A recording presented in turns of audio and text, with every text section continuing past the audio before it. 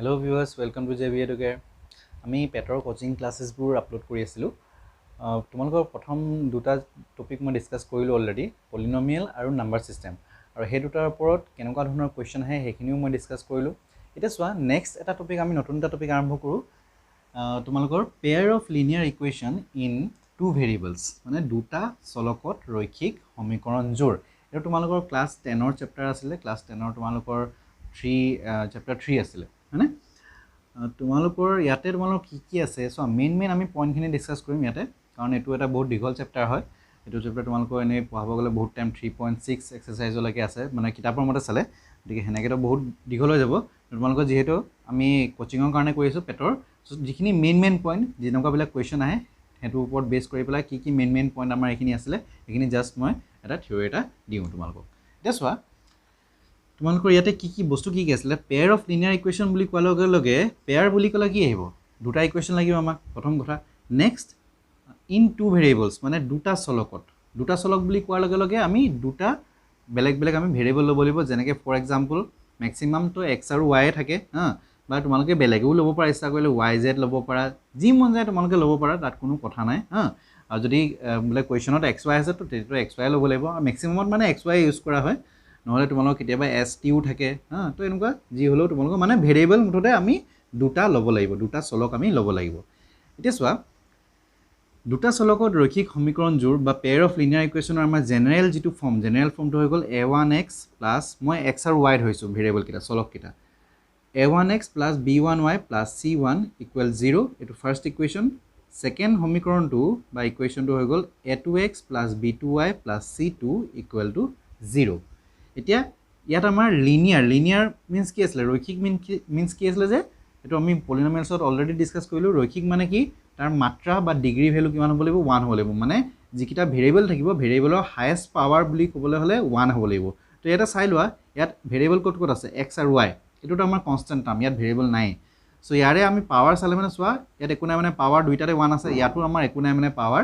1 আছে। চ' এইকেইটা আমাৰ কি হয়, লিনিয়াৰ ইকুৱেশ্যন হয়, ৰৈখিক সমীকৰণ আমাৰ হয়। অ'কে, আৰু সমীকৰণ বুলি কোৱাৰ লগে লগে ইকুৱেশ্যন বুলি ক'লে কি হ'ব, ইকুৱেল টু ছামথিং কিবা দিব লাগিব। চ' ইয়াতে আমাৰ ইকুৱেল টু 0 আছে।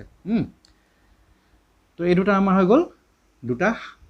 ৰৈখিক সমীকৰণ, তোমালোকৰ সাধাৰণ ফৰ্ম, মানে general form of two linear equations in two variables. এতিয়া ইয়াতে তোমালোকৰ চালে মানে এতিয়া চোৱা সমীকৰণ বুলি কোৱাৰ লগে লগে ইয়াৰ মেইন কথা কি আহি যাব, সমাধান, মানে চলিউশ্যন। এতিয়া ইয়াতে দুটামান বস্তু আছিলে যে সলিউশ্যন আমাৰ কেনেকুৱা টাইপৰ হয়, মানে সলিউশ্যন তোমাৰ কি হয়, মেইনলি আমাৰ ইয়াত তিনিটা টাইপৰ আছিলে। এটা হৈ গ'ল আমাৰ ইউনিক সলিউশ্যন, অসমীয়াত কয় অদ্বিতীয় সমাধান। নেক্সট আছিলে আমাৰ ছেকেণ্ড ওৱান হৈ গ'ল তোমালোকৰ নো সলিউশ্যন, বা নো সলিউশ্যনৰ পিছত ল'ম ইনফাইনাইটলি মেনি সলিউশ্যন, এইটো অসমীয়াত ক'বলৈ হ'লে অসীম সংখ্যক সমাধান। আৰু থাৰ্ড ওৱান হৈ গ'ল আমাৰ নো সলিউশ্যন, মানে একো সলিউশ্যন নাথাকে। নো সলিউশ্যন বুলি ক'লে সমাধান নাই, ঠিক আছে, কোনো সমাধান নাই তাৰমানে। এতিয়া চোৱা সলিউশ্যন মানে কি, সলিউশ্যন মানে একো কথা নহয় যে এক্স আৰু ৱাই মানে আমাৰ কি আছিলে, ভেৰিয়েবল আছিলে। চ' ভেৰিয়েবলৰ কি এনেকুৱা ভেলু আছে, যেনেকৈ মই পলিনমিয়েলৰ 0 কওঁতে মই কৈছিলোঁ যে 0 বুলি কওঁতে আমাৰ কি আছিলে, ছাপ'জ পলিনমিয়েলছ এটা আছিলে x plus P equal to x plus P x equal x plus 1, এইটো আমাৰ পলিনমিয়েল, এইটো লিনিয়াৰ পলিনমিয়েল। এতিয়া আমি 0 বুলি কওঁতে কি বুলি কৈছিলোঁ, যে এক্সৰ এনেকুৱা কি ভেলুৰ কাৰণে আমাৰ গোটেই পলিনমিয়েলৰ ভেলুটো আমাৰ ইকুৱেল টু 0 ওলাই যায়, তো সেইটোকে আমি 0 বুলি কৈছিলোঁ। ইয়াতো ছেম তেনেকুৱা বস্তুৱে আহিব যে এক্স আৰু ৱাইৰ এনেকুৱা কি ভেলুৱে এই ইকুৱেশ্যনটো ছেটিছফাই কৰে, সিদ্ধ কৰিব। ছেটিছফাই কৰা মানে কি, যে ৰাইট হেণ্ড চাইডে আমাৰ যিটো আছে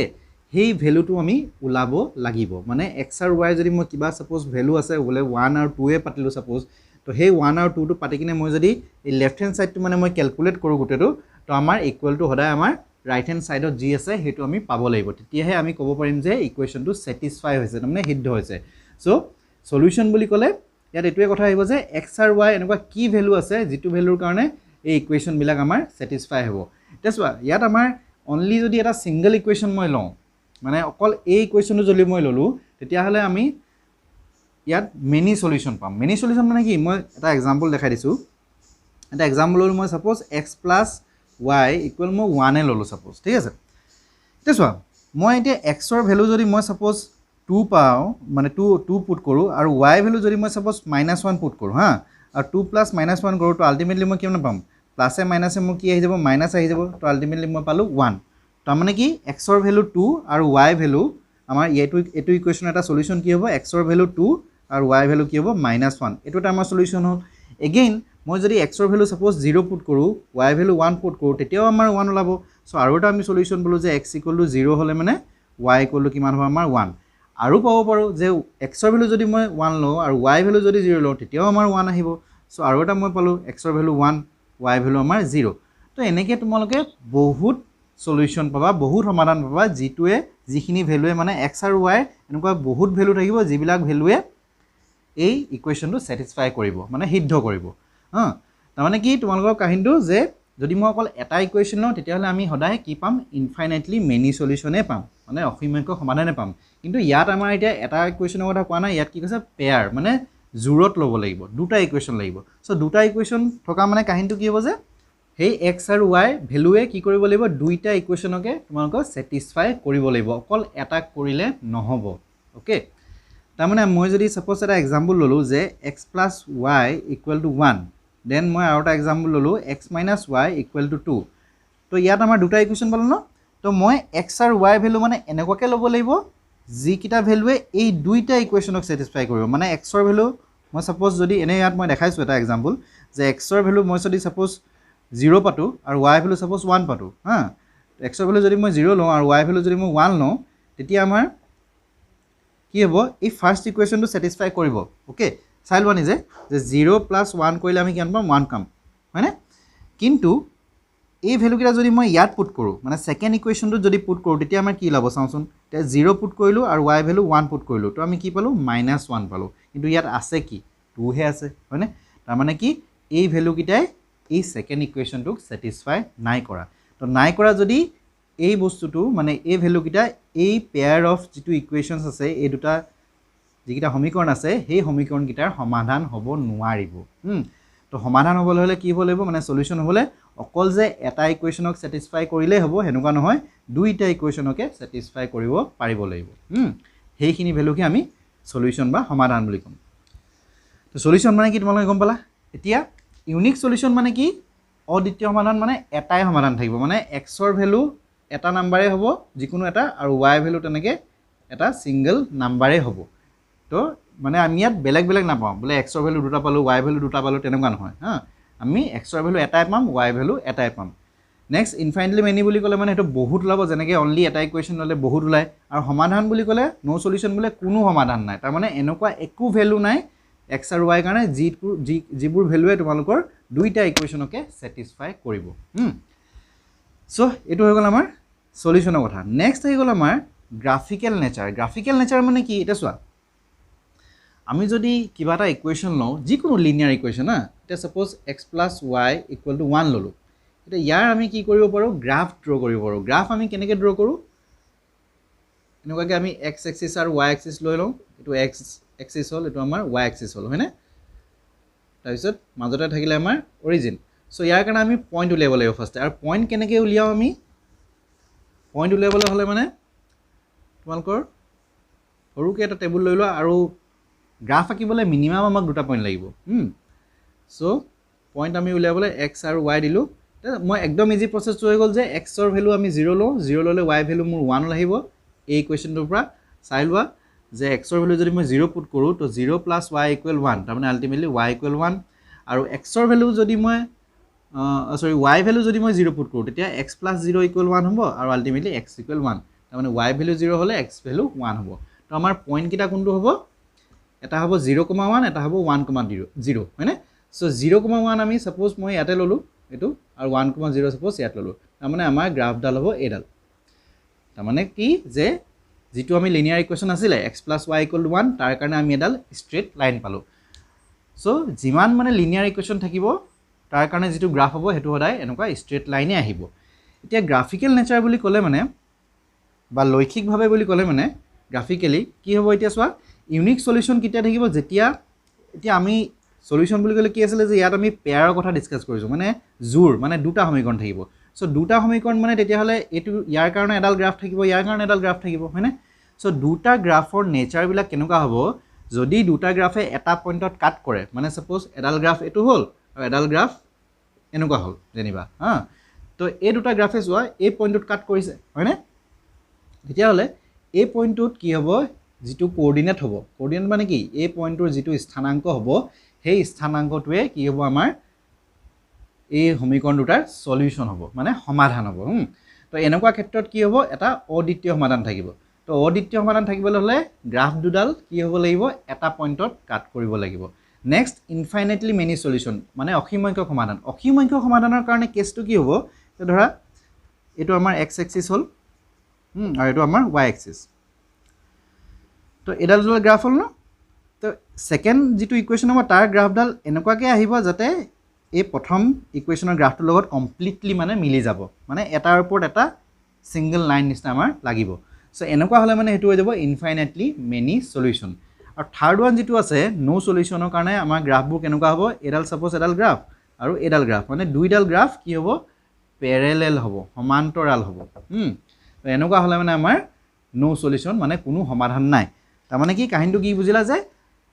সলিউশনৰ কাৰণে গ্ৰাফৰ পৰা মানে আমি সলিউশন পাবলৈ হলে দুডাল লাইনে সদায় কটাকটি বা মানে কোনোবা বিন্দুত টাচ কৰিব লাগিব তেতিয়াহে আমাৰ তাৰ সলিউশন থাকিব যদি কমপ্লিট মিলি যায় তেতিয়া হলে এটো মেনি সলিউশন হ'ব মানে ঢেৰ বহুত থাকিব সমাধান আৰু যদি অনলি এটা পইণ্টত কাট কৰে তেতিয়া হলে এটা সলিউশন থাকিব আৰু যদি কটুৱে কাট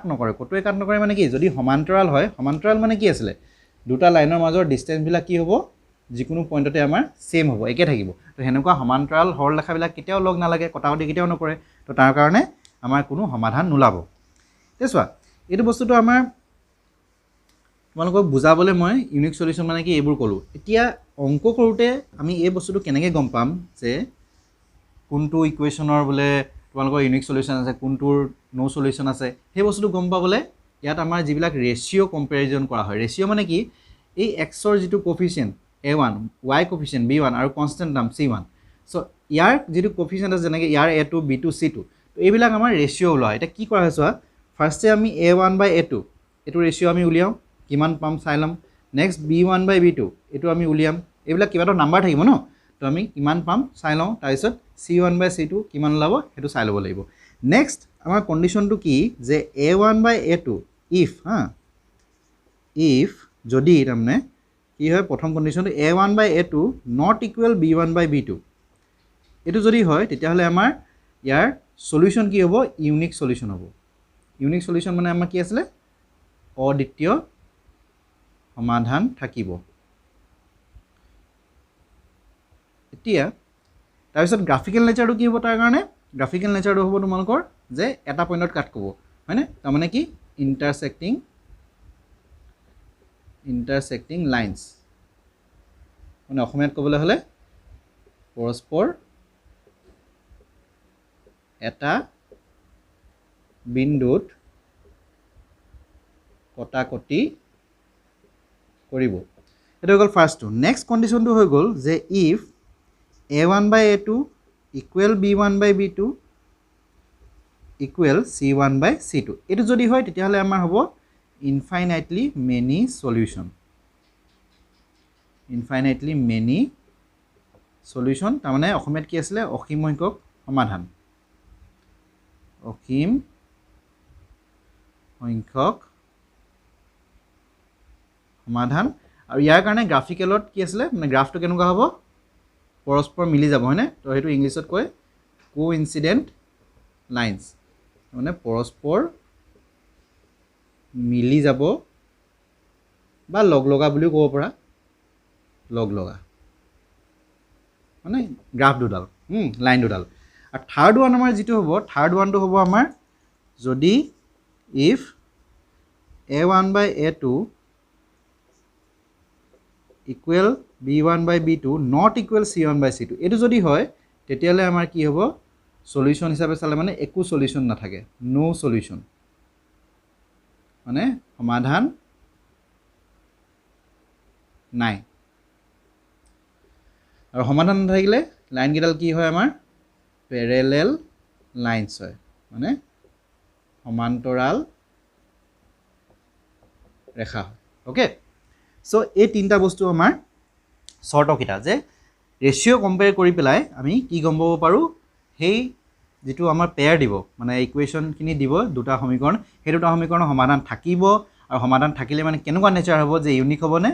মেনি হ'ব সেইটো আমি গম পাম আৰু সমাধান নাথাকিলেও গম পাম আৰু প্লাস কি গম পাম যে সেই সমীকৰণ দুটা যেটো গ্ৰাফ হ'ব গ্ৰাফডাল আমাৰ কেনেকুৱা হ'ব যদি এটা পইণ্টত যদি মানে এইটো কেছ হয় তেতিয়াহ'লে আমাৰ এটা পইণ্টত কাট কৰিব যদি এই কেছটো হয় তেতিয়াহ'লে আমাৰ মিলি যাব আৰু যদি এইটো হয় তেতিয়াহ'লে আমাৰ কি হ'ব পেৰেলেল লাইন হ'ব বা সমান্তৰাল সৰলৰেখা হ'ব সো এইখিনি তোমালোকে মনত ৰাখিবা এতিয়া চোৱা নেক্সট এটা বস্তু সংগত অসংগত মানে কনসিস্টেন্ট ইনকনসিস্টেন্ট এটা বস্তু আছে কনসিস্টেন্ট সিস্টেম আৰু এটা হৈ গ'ল ইনকনসিস্টেন্ট সিস্টেম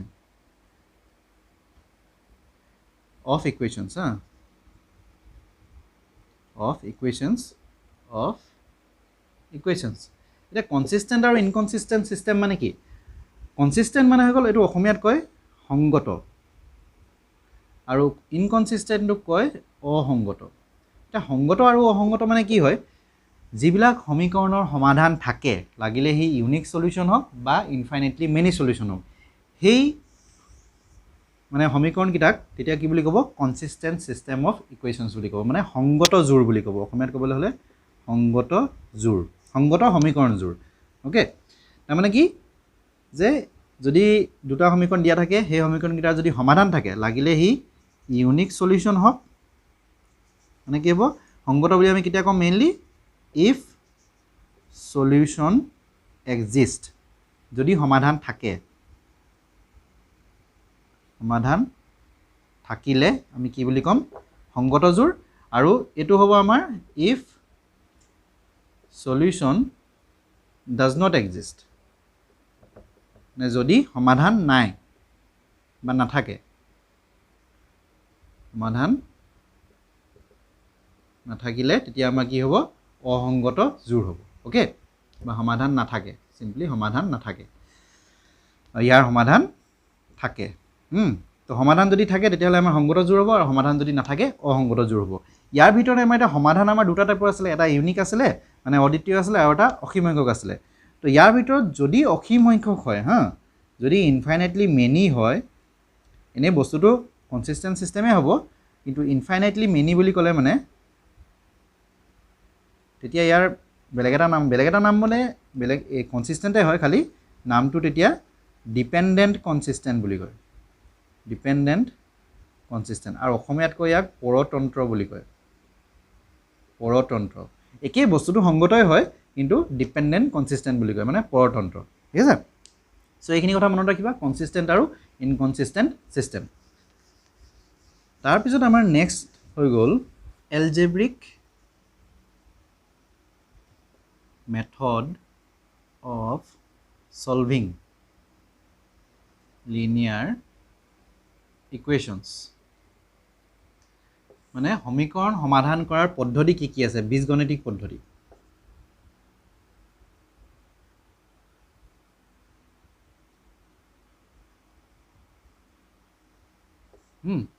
বীজগণিতভাৱে আমি কেনেকৈ সমাধান কৰিব পাৰোঁ তো চাওঁ এলজেব্ৰিক পদ্ধতি আমাৰ কি কি আছে যে চোৱা এলজেব্ৰিক পদ্ধতিৰ ভিতৰত ফাৰ্ষ্ট মেথডটো আমাৰ হৈ গ'ল সাবস্টিটিউশন মেথড অসমীয়াত ক'বলৈ হ'লে প্ৰতিস্থাপন পদ্ধতি নেক্সট মেথডটো হৈ গ'ল আমাৰ এলিমিনেশ্যন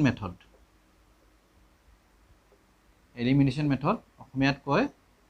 অপনয়ন পদ্ধতি আৰু থাৰ্ড ওৱান হৈ গ'ল আমাৰ ক্ৰছ মাল্টিপ্লিকেশ্যন মেথড আৰু এটো যদি অসমীয়াত কয় তেতিয়াহ'লে হ'ব বজ্ৰগুণন পদ্ধতি এতিয়া আমি গোটেই তিনিটা মেথড মই ডিসকাস কৰি দিম এটা এটাকে মই এটা এক্সাম্পল ল'ম এটা এক্সাম্পল লতে মই গোটেইকেইটা মেথড কেনেকৈ আমি কৰিব লাগে মেথডবিলাক মই দেখুৱাই দিম তো মই এটা এক্সাম্পল লৈছোঁ দুটা সমীকৰণ লৈছোঁ যে ফাৰ্ষ্ট ইকুৱেশ্যনটো ল'লোঁ ছাপ'জ মই এটা ইজি এটা লৈছোঁ এটা ইজি ল'ম এটা অলপ মানে হাৰ্ড নিচিনা ল'ম হা যাতে তোমালোকৰ সুবিধা হৈ যায় তো first x plus Y equal to মই ছাপ'জ 10 ল'লোঁ আৰু নেক্সট ইকুৱেশ্যনটো ল'লোঁ মই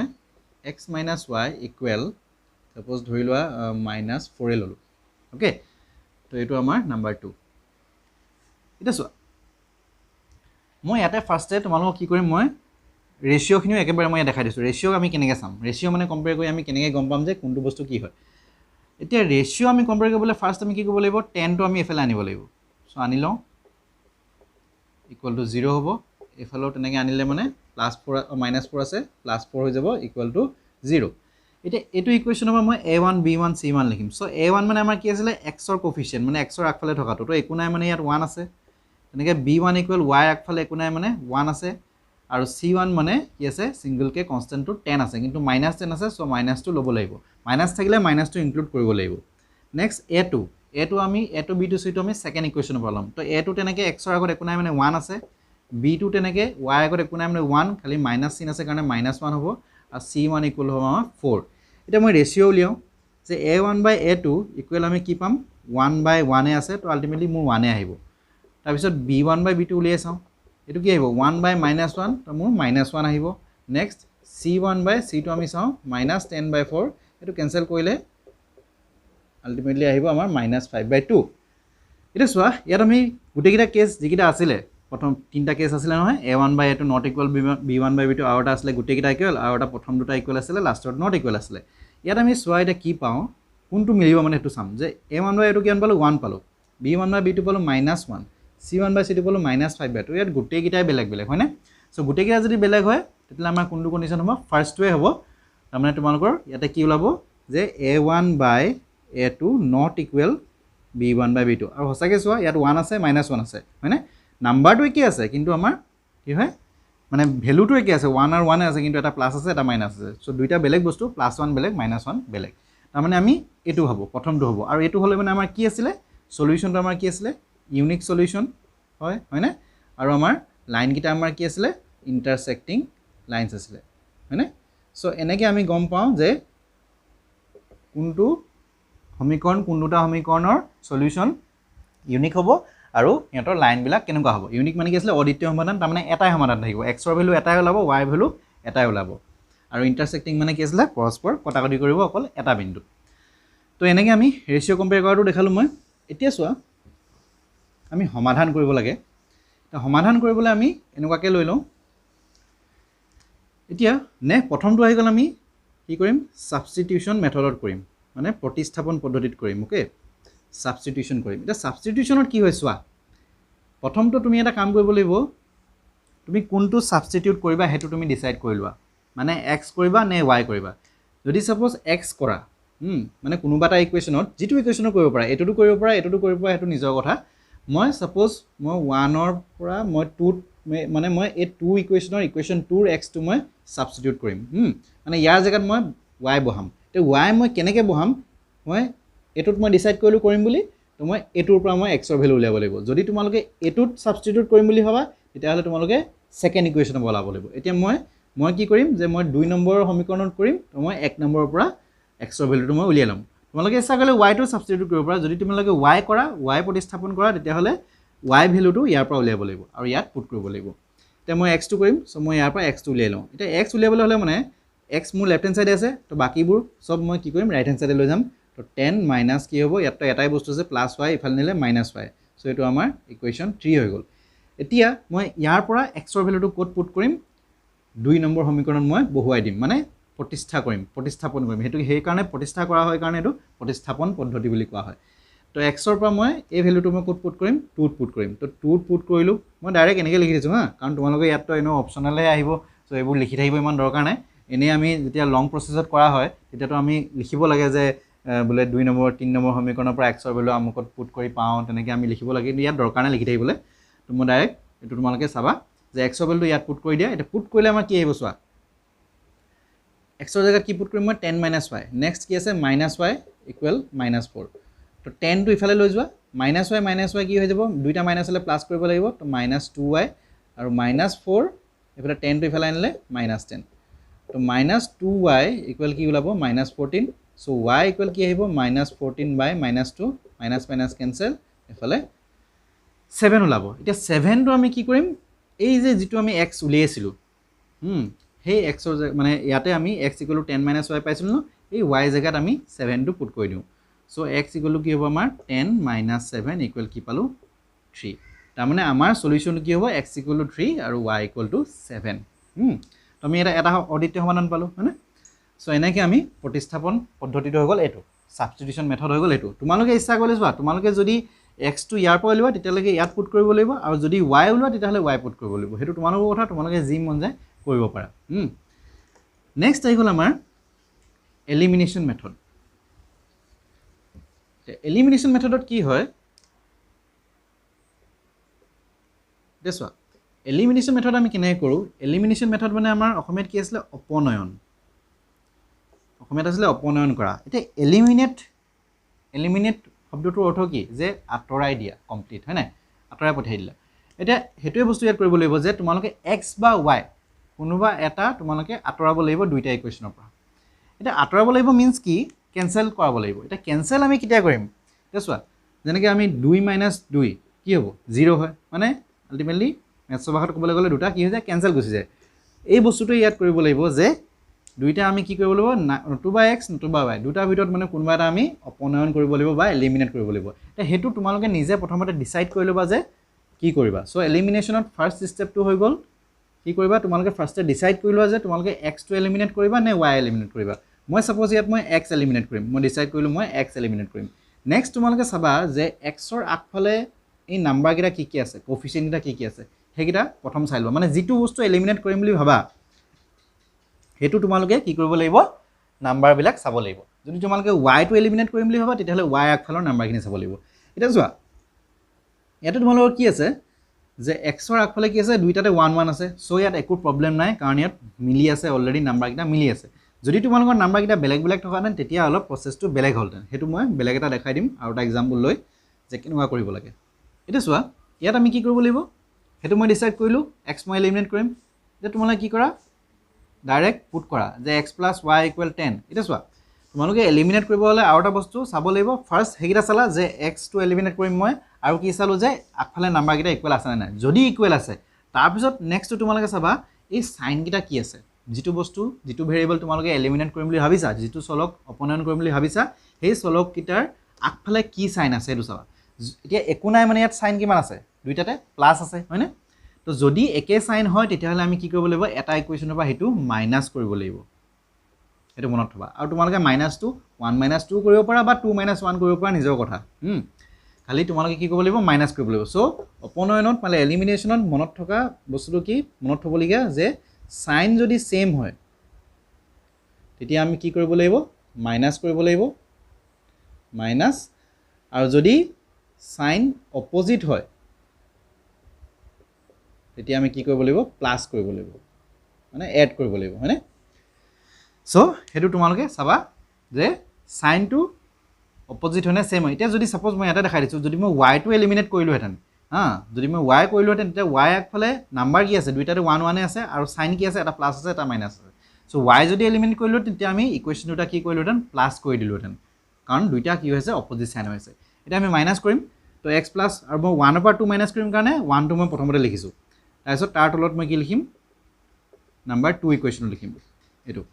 নেক্সট আমি এটা মাইনাস কৰিম এটা সব মাইনাস কৰিলে মানে এই তলৰ লাইনটো যেটো থাকিব তলৰ ইকুৱেশনটো তাৰ সাইন বিলাক কি হৈ যাব চেঞ্জ হৈ যাব মানে ইয়াত প্লাস আছিল মাইনাস হৈ যাব ইয়াত মাইনাস আছিল প্লাস হ'ব আৰু ইয়াত মাইনাসটো কি হৈ যাব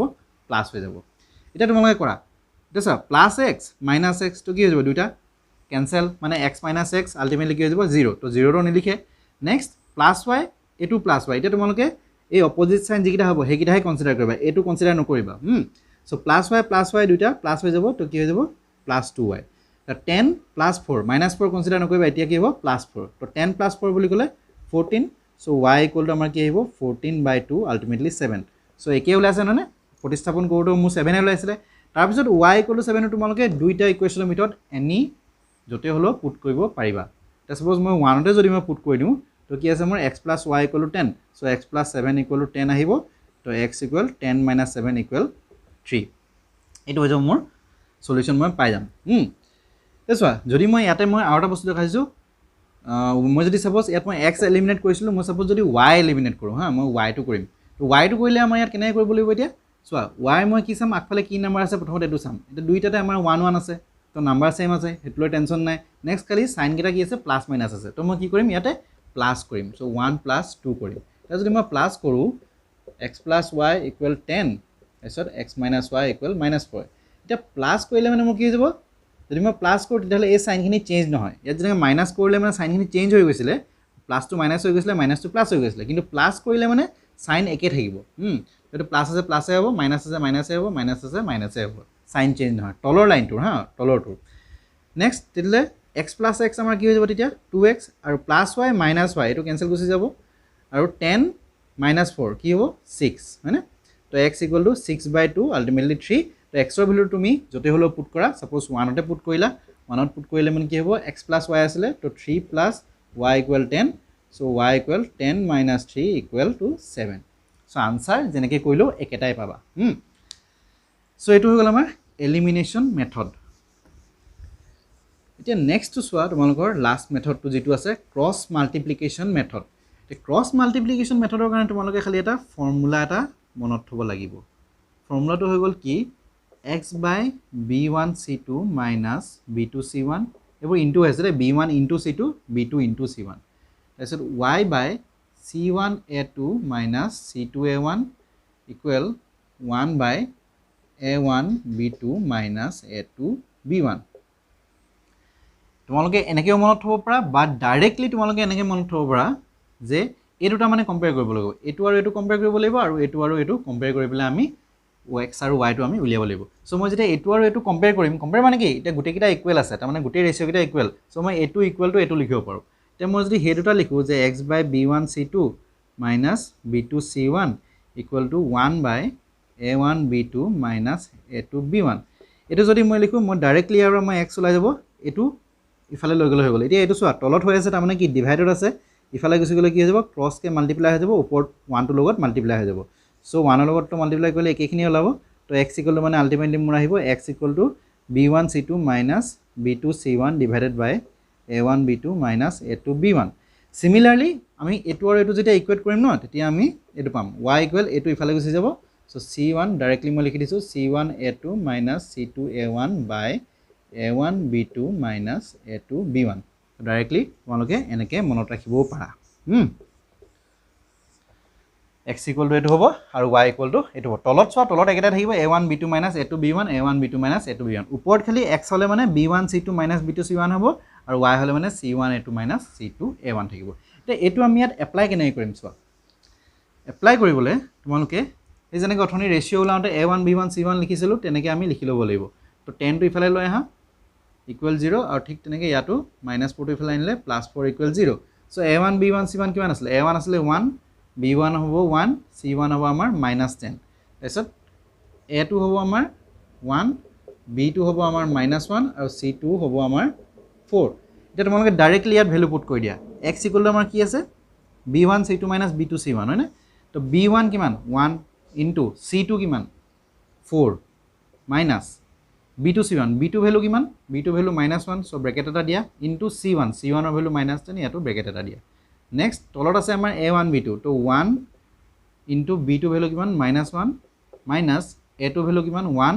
ইনটু b1 ৰ ভ্যালু 1 তো এটো হৈ গল আমাৰ x ৰ কাৰণে নেক্সট y কাৰণে একেবাৰতে পাতি লওঁ y ইকুৱেল টু আছে c1 a2 c1 মানে কিমান -10 ব্ৰ্যাকেটত লিখা ইনটু a2 বুলি ক'লে 1 মাইনাস c1 সৰি c2 হয় না তো c2 বুলি ক'লে মানে আমাৰ কিমান হ'ব 4 আছে ইনটু a1 মানে আকৌ 1 এ আছে ওকে নেক্সট তলৰ দুটো একেটা আছে a1 b2 minus a2 b1 so এটোৱে আহিব 1 ইনটু -1 minus 1 ইনটু 1 তো ফৰ্মুলা আমি পুট কৰিলো এতিয়া আমি ক্যালকুলেশনটো কৰো তে কি পাম চাও 4 ইনটু 1 4 এ হ'ব তেছো ইয়াত তিনটা মাইনাস আছে minus minus minus so ultimately minus এ হ'ব কাৰণ মাইনাসে মাইনাসে প্লাস আকৌ প্লাসে মাইনাসে কৰিলে মাইনাস সো এটো 10 ইনটু 1 10 এ আহিব নেক্সট ইয়াত -1 ইনটু -1 এটো আমাৰ -1 এটো হৈ গল ইয়াতে আমি কি পাম একেবাৰে কৰি লওঁ -10 ইনটু 1 -10 আহিব আৰু এটো -4 এটো -1 -1 ইয়াত আমাৰ -6 থাকিলে ওপৰত আৰু ইয়াতে -2 থাকিলে সো মাইনাস মাইনাস কেনসেল 2 দি কৰিলে 3 ওলাব আৰু ইয়াতো তেনেকৈ এটো -2 থাকিব -14 মাইনাস মাইনাস কেনসেল 2 দি কৰিলে তোমালোকৰ 7 তো ডাইৰেক্টলি x ৰ ভ্যালু 3 আৰু y ভ্যালু 7 আমি সলিউশন পালো সো এই তিনটা মেথড হৈ গ'ল আমাৰ কি ডিসকাস কৰিলো আমি প্ৰতিস্থাপন পদ্ধতি সাবস্টিটিউশন মেথড এলিমিনেশন পদ্ধতি অপনয়ন পদ্ধতি আৰু এটা কি হৈ গ'ল তোমালোকৰ লাষ্ট ওয়ানটো ক্ৰস মাল্টিপ্লিকেশন বা বজ্ৰ গুণন পদ্ধতি সো এনেকে তোমালোকৰ সলিউশন যদি হয় এটা চোৱা তোমালোকৰ কেতিয়াবা এনে জেনাৰেলি তো এনেকে সলিউশন লাভ প্ৰায় নিদিয়ে তোমালোকৰ কি হয় কেনেকুৱা প্ৰবলেম আহে যে তোমালোকৰ মানে সলিউশনটো বনাবলৈ কৰিবলৈ হলে তোমালোকৰ প্ৰথমতে ইকুৱেশন নিজে বনাব লাগিব তো তেনেকুৱা তোমালোক কোৱেশ্চন দিয়ে জেনাৰেলি দিলে মানে তো তাৰ কাৰণে প্ৰথমতে তো আমি ইকুৱেশনটা বনাব লাগিব এটা ইকুৱেশন বনোৱা প্ৰসেসটো মই নেক্সট ভিডিঅ দেখাই দিম হেনুকা অংক আহিলে কেনেকুৱা ধৰণৰ জেনাৰেলি অংক কেনেকুৱা আহে আৰু তেনেকুৱা আহিলে কেনেকৈ ধৰণৰ আমি ইকুৱেশনটো বনাব লাগে ফৰ্ম কেনেকৈ কৰিব লাগে মানে তোমালোক ইয়াতে মই এইকেইটা ইকুৱেশন যিকেইটা আছিলে সেই ইকুৱেশনটা মানে আমি কি কৰিব নিজে বনাই ল'ব লাগিব প্ৰথমতে যিখিনি ডাটা আমাক দিয়া থাকিব তাৰ পৰা আমি ইকুৱেশনটো নিজে বনাব লাগিব তাৰ পিছতহে সলভিং মেথডটো আহিব সলভিং মেথডৰ কাৰণে তোমালোকে এনি অফ দা 3 মেথড তোমালোকে ইউজ কৰিব পাৰা যেটো তোমালোকৰ ইজি লাগে হেটো তোমালোকে ইউজ কৰিব পাৰা আনসাৰ তোমালোকে একে পাবা যদি ক্যালকুলেশন পাৰফেক্টলি ওকে হয় দেন আনসাৰ তোমালোকে যিকোনো মেথডত কৰিলো একেটাই আনসাৰ পাবা